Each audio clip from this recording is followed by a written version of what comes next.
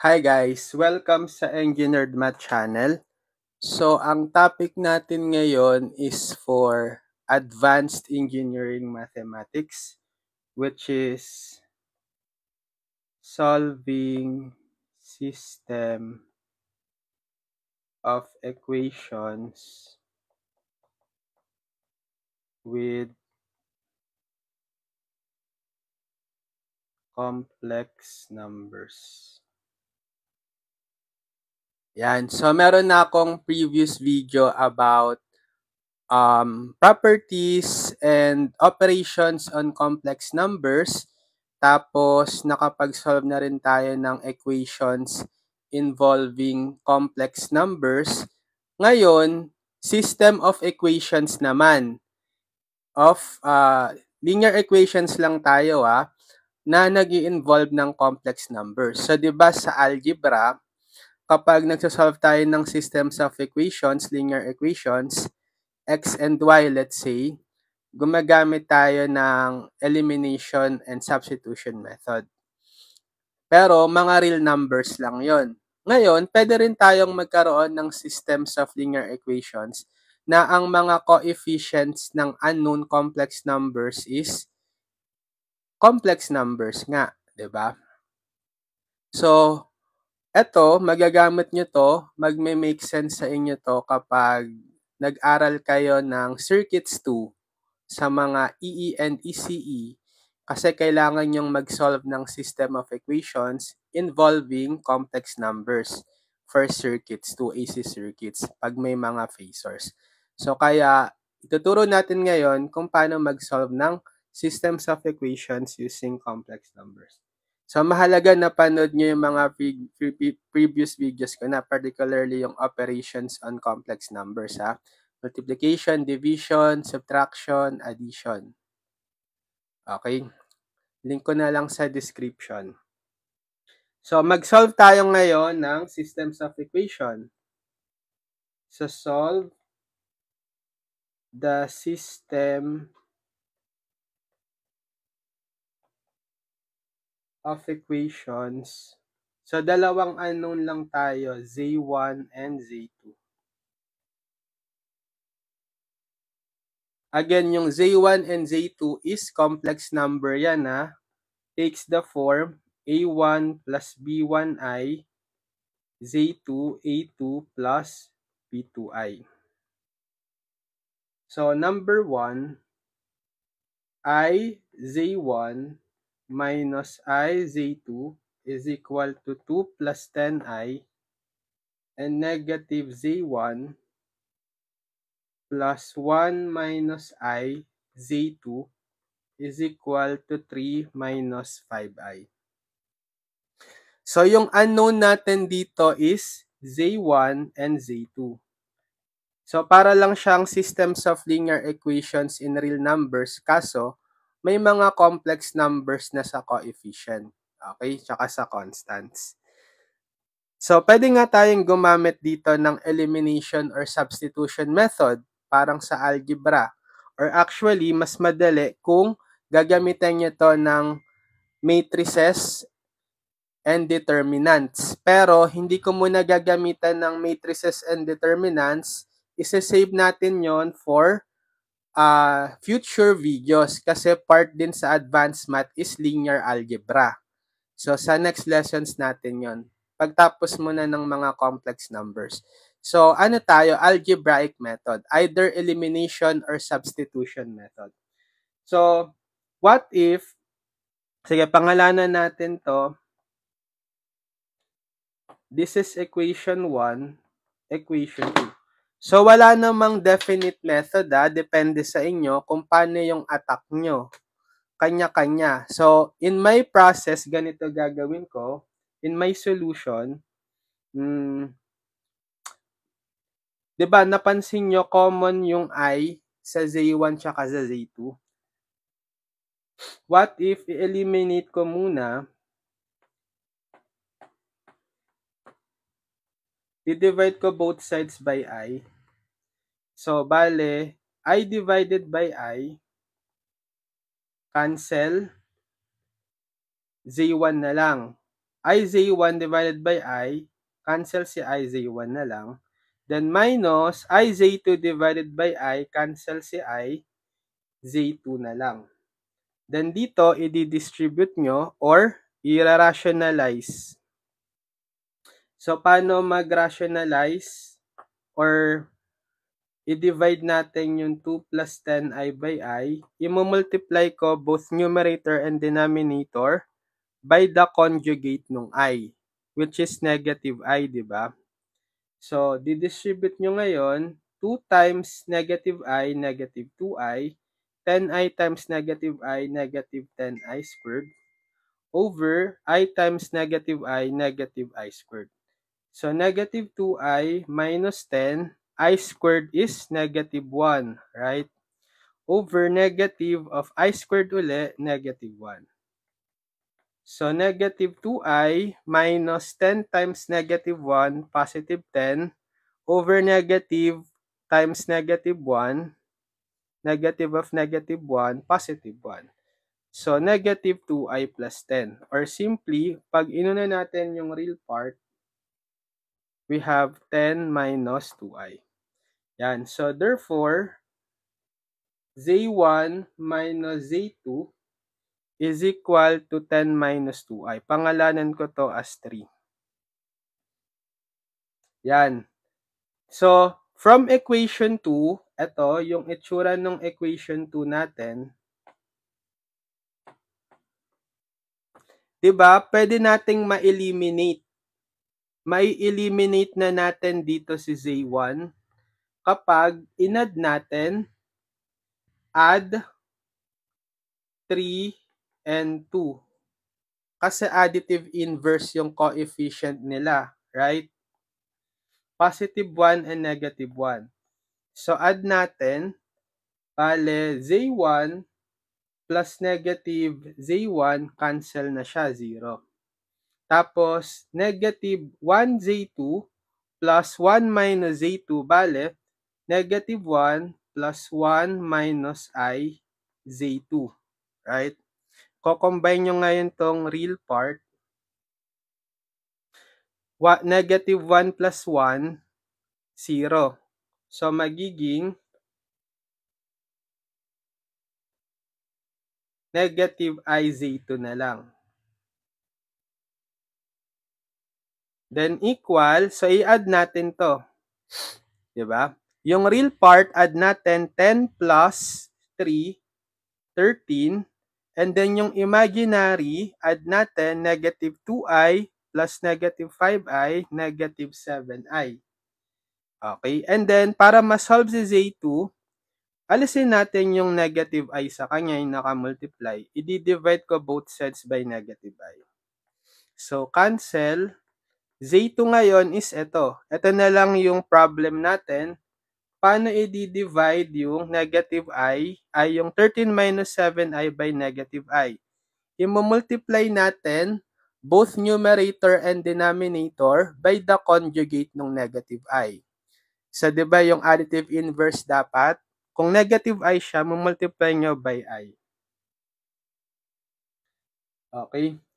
So, distribute 13 times I, 13i, minus 7i times I squared. Then, negative I times I, negative I squared.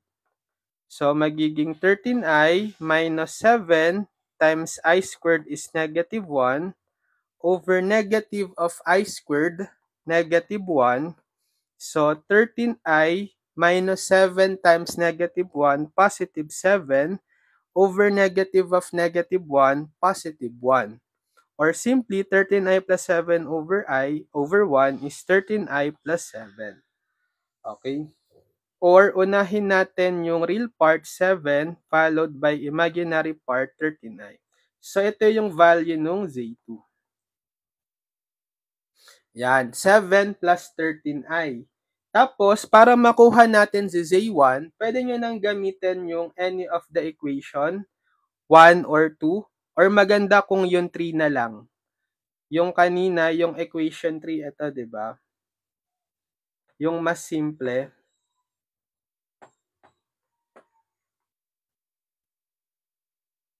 Ito yung equation 3 natin. So, para ma-solve si Z1, dahil meron na tayong Z2, pwede nyo nang i-plug in. So, Z1 minus Z2, ito, 7 plus 13i equals to 10 minus 2i. Yan. I-transpose nyo na to as a term, as a group, yung naka-parenthesis, bale, magiging Z1 is 10 minus 2i plus 7 plus 13i. So, from negative, magiging positive sila as a group sa kanan, pag transpose. So, pwede na natin ngayong makombine. Yung real parts, 10 plus 7, 17. Okay? Then, negative 2i plus 13i, positive 11i. So, this is the value of Z1. 17 plus 11i. Tapos, yung Z2 is ito. So, ito yung solution natin.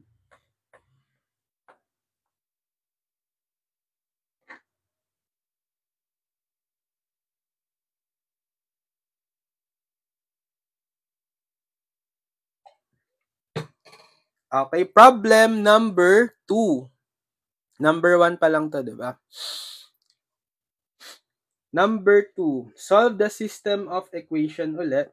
I, Z1 plus 1 plus I, Z2 is equal to 1 plus 2I and 2 minus I, Z1 plus 2I, Z2 is equal to 4I. Okay, so let's say this is equation 1, this is equation 2. So, depende na lang din sa inyo kung paano nyo i-solve. Okay? Elimination or substitution method. So, sa process ko, elimination method pa rin.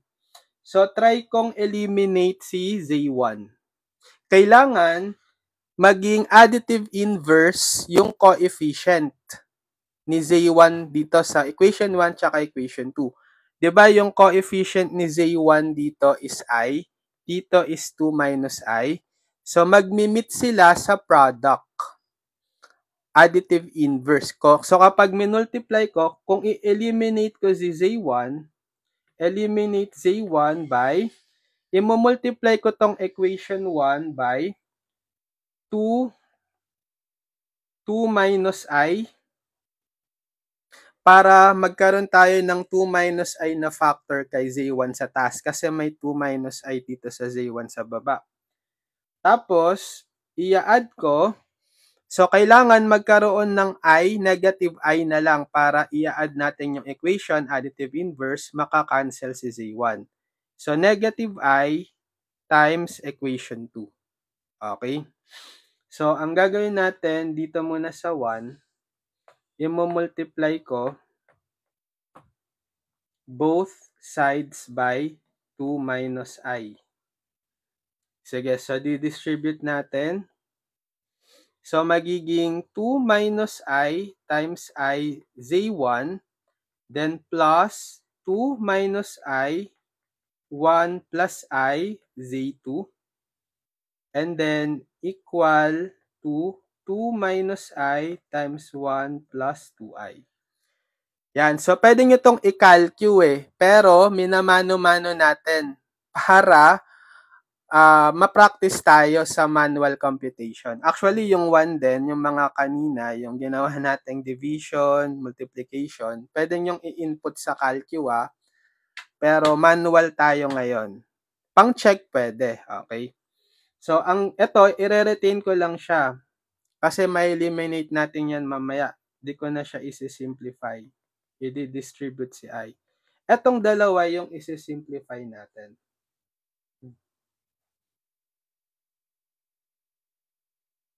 Or sige, mamaya na natin i-simplify pala, no? Mamaya na natin, isahan na lang. Tapos, yung ito naman, di ba yung plano is i-multiply natin yung negative I both sides sa equation 2. Okay, so kakopy ko tong equation 2. Mumultiply ko both sides by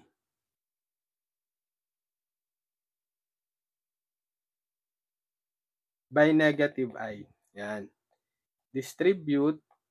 So, negative, 2 minus I z1, and then, minus, negative I times I, negative I times 2I, bale negative 2I times I squared, z2. Then, equals, negative I times 4I, negative 4I squared.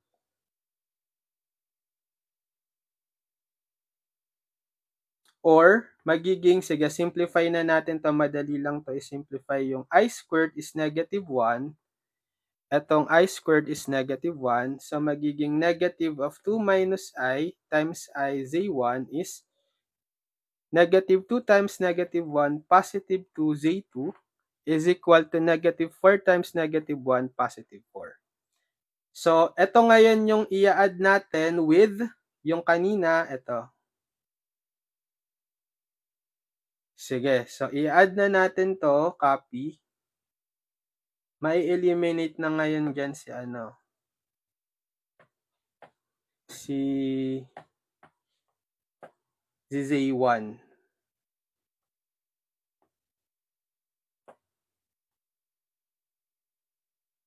Tapos ito, elimination method yung ginawa natin. Yan. So, i-add na natin. So, pag in-add natin tong 2 minus I z1 plus negative 2 minus I z1, 0. Eliminated si z1. Tapos, ito, i-add natin si z2, bale, yung coefficient niya is i-add natin yung 2 minus I times 1 plus I plus 2. Ito, z2. And then, ito, add nyo dito, magiging 2 minus I times 1 plus 2I plus 4. Then solve for z2. I-divide natin both sides by, ito, yung coefficient ni z2, 2 minus I times 1 plus I plus 2. 2 minus I times 1 plus I plus 2. Cancel. Ito yung value ni z2. 2 minus I times 1 plus 2I plus 4 divided by 2 minus I times 1 plus I plus 2. So sabi ko nga, pwede nyo nang gamitan niya ng calcu, pero imamano-mano natin para ma-practice yung operations on complex numbers. So sige, mamaya i-check na lang natin. So naturo ko to yung operations on complex numbers sa previous video ko. Panoorin nyo na lang, link sa description. So ang unahin natin is, i-foil natin to. Yung taas, actually pati yung baba din. So, 2 times 1, 2. 2 times 2i, positive 4i.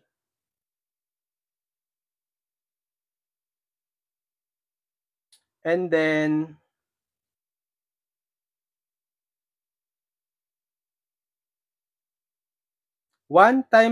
negative I times 1, negative I. Tapos, negative I times 2i, negative 2i squared plus 4. Tapos sa baba, i-foil din natin. 2 times 1, 2. 2 times I, 2i. Negative I times 1, negative I. And negative I times I, negative I squared. Plus 2. Yan. So, i-combine natin ngayon yung real part. 2 plus 4, 6. Tapos yung imaginary, 4i minus I, 3i. And then negative 2 times I squared kasi is negative 1. So, sa baba, combine din natin yung real 2 plus 2, 4. Plus yung imaginary combined, 2i minus I, Then minus I squared uli, negative 1. So, bale 6 plus 3i, negative 2 times negative 1, positive 2, over 4 plus I minus negative 1, positive 1. So, Z2 is 6 plus 2, 8 plus 3i over 4 plus 1, 5 plus I. And then, i-divide pa natin, ang gagawin is i-multiply both numerator and denominator by the complex conjugate ng 5 plus I. So, copy nyo lang yung real part and then kuhain yung additive inverse nung imaginary part. So, kung positive I siya, ang opposite niyan is negative I. Additive inverse or opposite sign. So, ang conjugate is 5 minus I. Kopya nyo lang din yan sa numerator. And then, magpa-file ulit tayo. 8 times 5, 40. 8 times negative I, negative 8I. 3I times 5, positive 15I. And then 3I times negative I, negative 3I squared. Tapos sa baba, pag complex conjugate of each other ang imumultiply nyo, difference of two squares na lang. So, square the first, 5, squared, and then minus square the second, I squared. So, Z2 is, bale, 40, pwede natin i-combine yung negative 8, negative 8 plus 15i is positive 7i. Minus 3i squared is negative 1 over 5 squared is 25 minus I squared ulit, negative 1. So, Z2 is 40 plus 7i minus 3 times negative 1, positive 3 over 25 minus negative 1, positive 1. So, Z2 is 40 plus 3, 43 plus 7i divided by 25 plus 1, 26. Okay, tapos pwede nyo ngayong i-distribute si 26, divide nyo each term on the numerator by 26, magiging 43 over 26 plus 7 over 26i. Ito yung say 2. So, check nga natin sa calcu in complex mode kung tama. So, mode 2, tapos input natin to.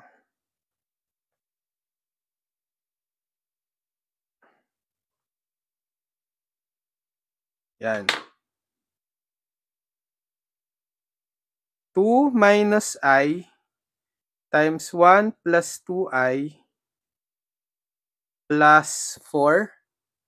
The denominator, 2 minus I times 1 plus I plus 2. Ayun.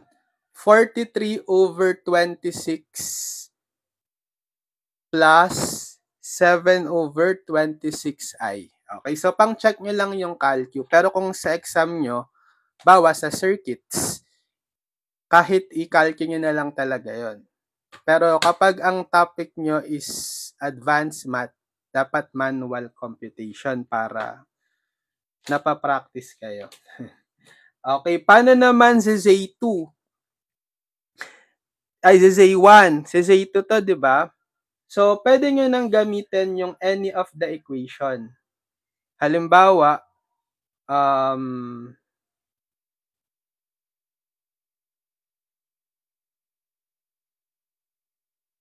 ito na lang, equation 2, mas madali. So, from equation 2,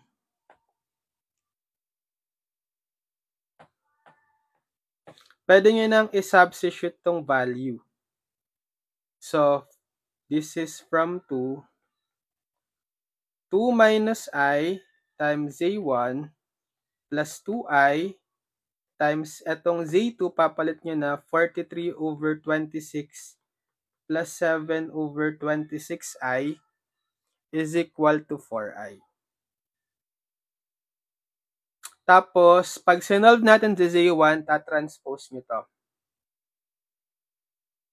transpose nyo tong buong expression na yan sa kanan, 2 minus I Z1 is equal to 4I minus 2I times 43 over 26 plus 7 over 26I. And then, di-divide nyo both sides by 2 minus I para ma-solve na si Z1. So, bale, Z1 is 4I minus 2I times 43 over 26 plus 7 over 26I over 2 minus I. Yan. So, pwede nyo na lang din itong i-input sa calcu. Pero, imamano-mano natin yan. So, 4I minus, so distribute natin yung 2. Bale, makakancel nyo dito sa 26 si 2. 2 and 26 magiging 13 na lang to, pareho. So, negative 43 over 13i, right? Negative 43 over 13i. Tapos, negative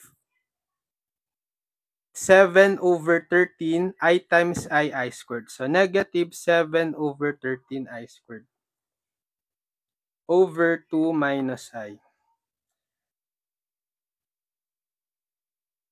So, magiging Z1 is 4I minus 43 over 13I. Tapos, yung I squared gagawin yung negative 1.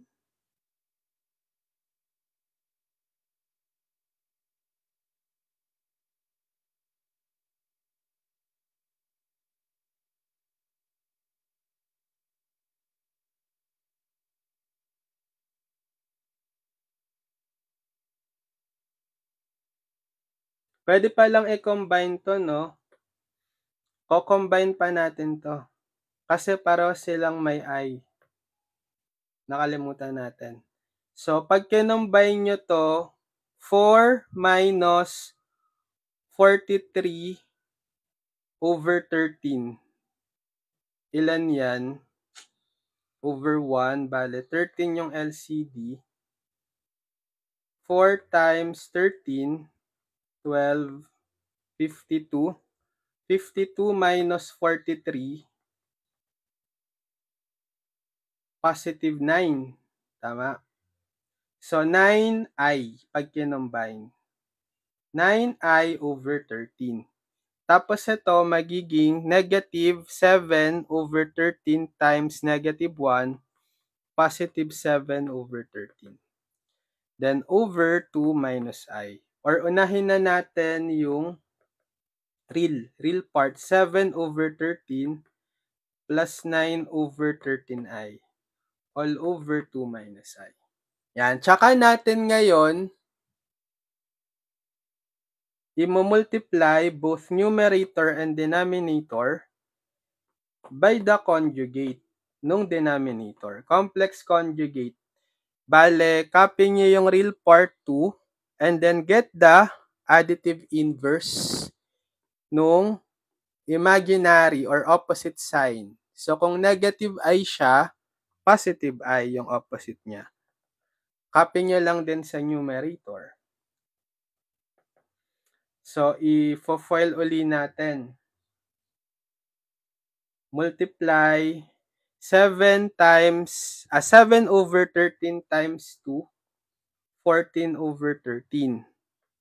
Then 7 over 13 times I, 7 over 13i. And then 9 over 13i times 2, 18 over 13i. And then 9 over 13i times I, 9 over 13i squared. Tapos sa baba, pag complex conjugate of each other, difference of 2 squares nyo na lang yan. Square the first 2, 2 square, minus square the second I squared. So, Z1 is 14 over 13. Pwede itong i-combine. So, similar fraction naman sila. So, 13 yung denominator and then add nyo lang yung numerator, 7 plus 18, 25i. Then, ito magiging 9 over 13 times I squared is negative 1. Or sige, gawin ko na siyang minus negative 9 over 13.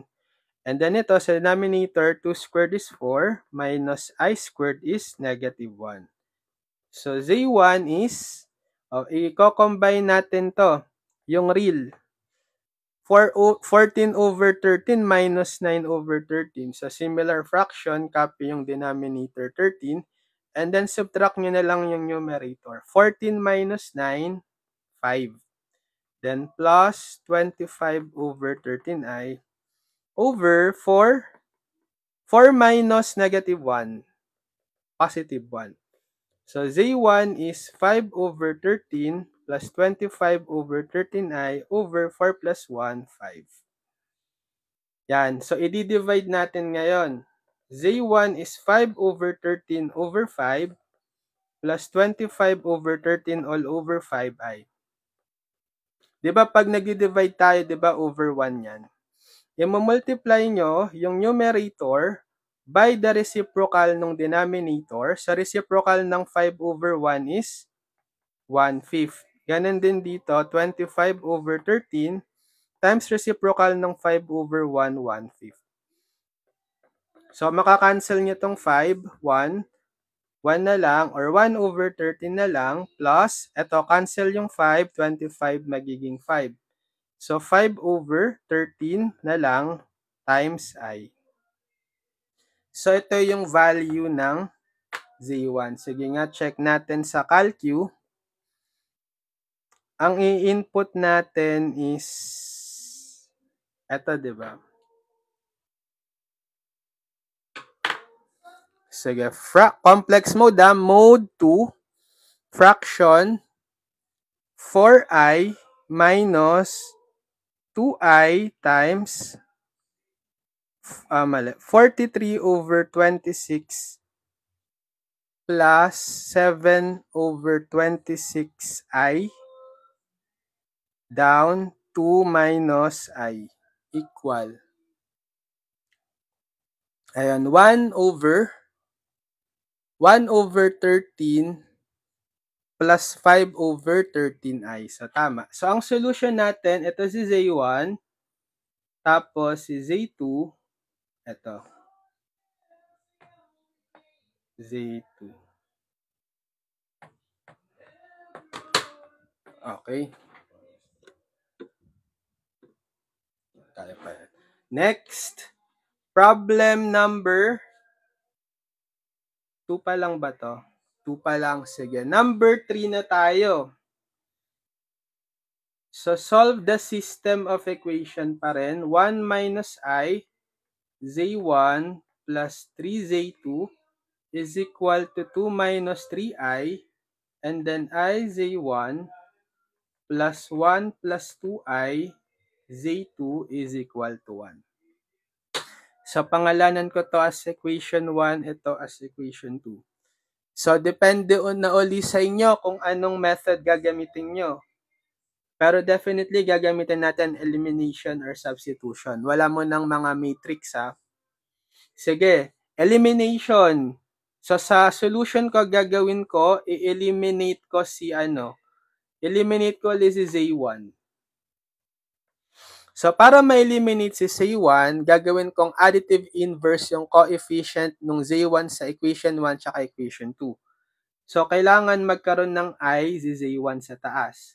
So, gagawin ko negative I times equation 1, tapos plus, so si I Z1 sa baba, kailangan magkaroon ng 1 minus I. Magmumultiply ako ng 1 minus I times equation 2. Tapos, pag inad natin to, yan, makakancel si Z1. So, ang unang gagawin ko, i-multiply ko muna tong equation 1 by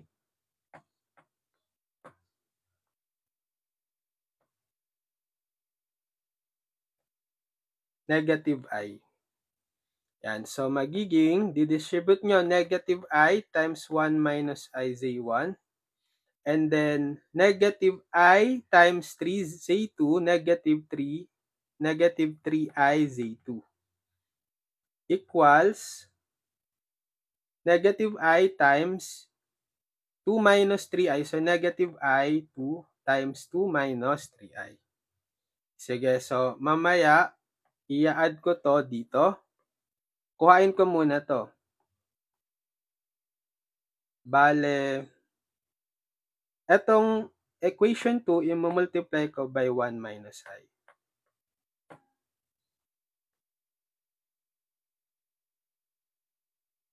One minus I. Yan. So, distribute. So, magiging 1 minus I times I or I times 1 minus I Z1 plus 1 minus I times 1 plus 2I. So, that's 1 plus 2I times 1 minus I Z2. Then, equal to 1 minus I times 1, 1 minus I. So, itong dalawa ngayon yung pag-a-addin natin. Ito, copy ko. Sige, copy. Plus ito. Okay, so pag in-add natin yan, may eliminate na si Z1 kasi parehas additive inverse yung coefficient ni Z1. Negative I times 1 minus I plus I times 1 minus I, 0. So, matitira si Z2. So, pag a-addin natin, negative 3I plus 1 plus 2I times 1 minus I. So, gawin ko na lang 1 plus 2I times 1 minus I minus 3I times the quantity Z2. So, finactor out ko si Z2. Yan. Tapos, dito, pag in-add natin sa right side, ito, negative I times 2 minus 3I plus 1 minus I. Tapos, para ma-solve si Z2, i-divide natin both sides dito. Sa 1 plus 2I times 1 minus I minus 3I. So, cancel na to. Z2 is ito, negative I times 2 minus 3I plus 1 minus I over 1 plus 2I times 1 minus I minus 3I. Yan. So, pwede nyo na lang tong i-check sa calcu kung gusto nyo. Pero, imamano-mano natin. Okay? Para may complete solution.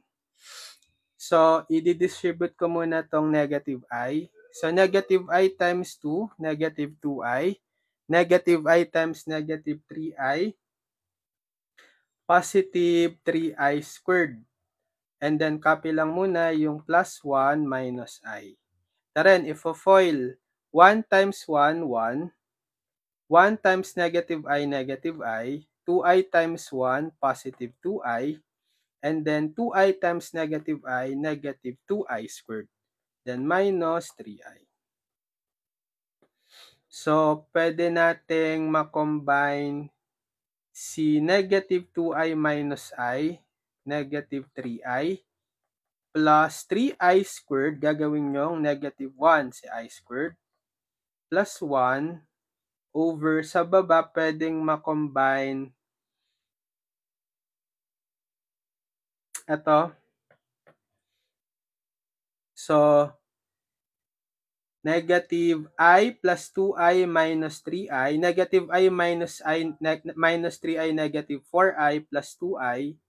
So, copy ko muna itong 1. Tapos, pag kinombine to, negative 4I plus 2I, negative 2I. Then, minus 2I squared, negative 1. So, Z2 is negative 3I plus 3 times negative 1, negative 3 plus 1 over 1 minus 2I minus 2 times negative 1, positive 2. So, Z2 is negative 3 plus 1, negative 2. Unahin ko na siyang isulat, real part, followed by imaginary part, negative 3I, and then combine 1 plus 2, 3, minus 2I. So, last step is ira-rationalize natin or i-multiply ko both numerator and denominator by the conjugate, complex conjugate ng denominator. Conjugate ng 3 minus 2i is, copy nyo lang yung real part 3, pero kukuhain nyo yung additive inverse no imaginary or opposite sign ng negative 2i, positive 2i. Copy nyo lang sa numerator. And then FOIL ulit, multiply yung numerators, negative 2 times times 3, negative 6, negative 2 times 2i, negative 4i, negative 3i times 3, negative 9i, and negative 3i times 2i, negative 6i squared. Tapos pag complex conjugate of each other ang minumultiply sa denominator, special product na lang. Difference of two squares, so square the first term 3, 3 square minus square of the second term 2i, quantity squared. So negative 6 minus, ito pwede nga i-combine, negative 4i minus 9i, negative 13i. Minus 6i squared is negative 1. Over 3 squared is 9, minus 2i quantity squared, distribute the exponent 2, bale 2 squared 4 times i squared. Pero yung i squared is negative 1, right? So magiging z2 is negative 6 minus 13i, minus 6 times negative 1, positive 6. Over 9, minus 4 times negative 1, positive 4. So cancel yung negative 6. Negative 13i na lang, over 9 plus 4, 13. So, makakancel nyo yung 13, negative i na lang. So, negative i lang pala si Z2. Sige, check natin sa calcu. Ito, no, i-ano natin. Input natin sa calcu.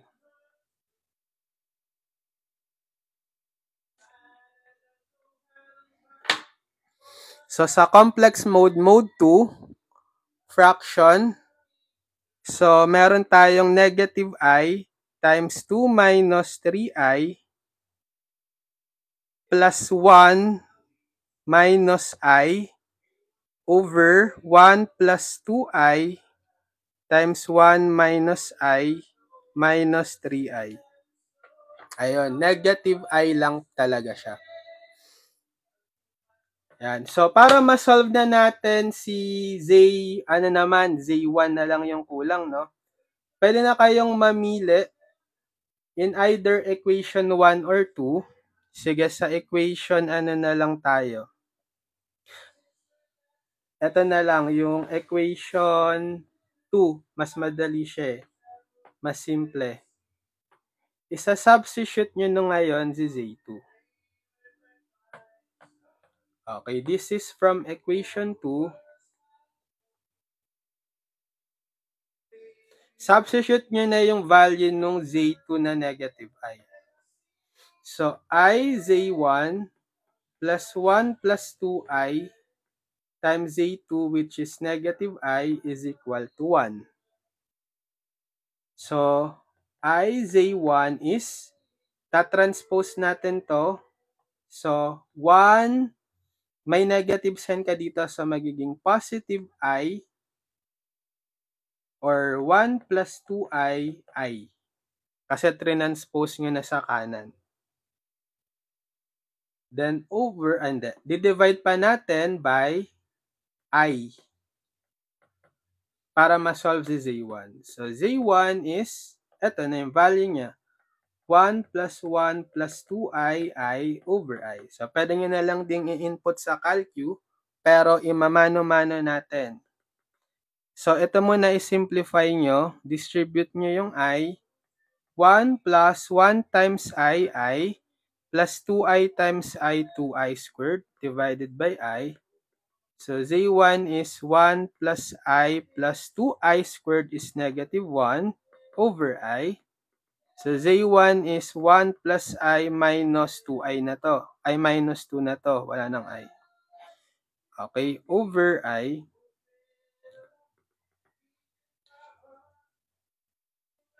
So, magiging ano yan? 1 minus 2, negative 1, plus I over I.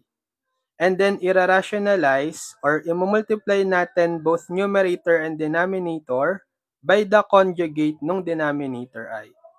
So, kuha nyo lang yung additive inverse ng I or opposite sign niya, negative I. So, multiply both numerator and denominator by negative I. So, distribute negative 1 times negative I, positive I. Plus I times negative I squared. over I times negative I squared. So Z1 is I minus I squared, negative 1, over negative of I squared, negative 1 ulit. So Z1 is I minus negative 1, positive 1, over negative of negative 1, positive 1. So Z1 is I plus 1 over 1 or I plus 1. Or unahin niyo yung real part 1 plus imaginary part I. So yung value ng Z1 is 1 plus I. Sige, check natin sa calcu. Mode 2. Fraction, ito yung input natin, di ba? Ito. So 1 plus 2I times I over I. Okay, 1 plus I. So ang sagot natin, Z1 is 1 plus I, tapos Z2 is simply negative I. Z2 is negative I.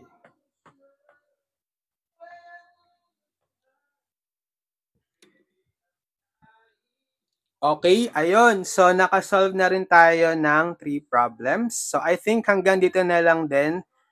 At least marunong na kayong mag-solve ng systems of equations with complex numbers. So, magagamit nyo to kapag nag-circuits 2 na kayo. AC circuits, yung mga phasors, di ba? So, sige. Subscribe nyo na lang ako guys sa channel ko Engineered Math YouTube channel. Nilink ko na lang sa description yung mga past video tutorials natin for advanced engineering mathematics, pati yung pinaka-playlist na din ng advanced engineering mathematics para mapanood nyo lahat ng video tutorials ko simula sa unang lesson hanggang sa dulong lesson, para meron na kayong video tutorials playlist guide from our YouTube channel Engineered Math para sa buong subject nyo na Advanced Engineering Mathematics. So, pwede nyo nang i-binge watch, i-marathon, pag kailangan yung mag-advance study or mag-practice, mag-review for exam. Okay, so good luck sa mga nagte-take ng Advanced Engineering Mathematics. Kayang-kaya nyo yan. Basta mag-aral lang kayong mabuti and solve kayo ng maraming problems, parang yung ginagawa natin. Magsasolve tayo ng maraming problems sa video natin. So, sige. See you on my next video tutorial. God bless everyone. Bye-bye.